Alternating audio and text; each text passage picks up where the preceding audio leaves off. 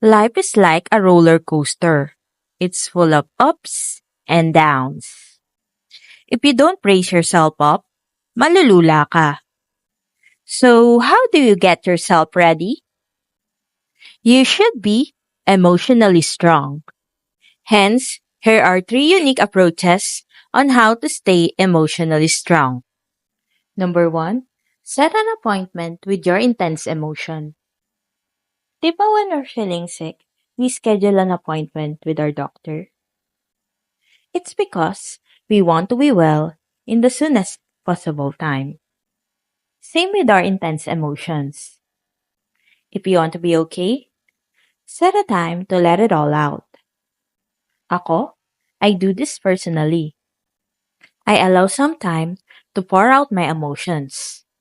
For example, I allow myself to cry for 30 minutes straight. Then, when the time is up, I go back to my routine for that day. Wala eh. The world won't stop spinning even when we wallow in our negative emotions. Number two, write a letter to that someone who caused you pain. Say whatever you want to say to that person through that letter, even the not so good ones. This is your chance to express what you feel towards that person without fear of judgment. As you write this letter, you'll notice that you're slowly feeling lighter. Once you're done, just tear it down and throw it out. Never send it to that person unless you want to ruin your peace.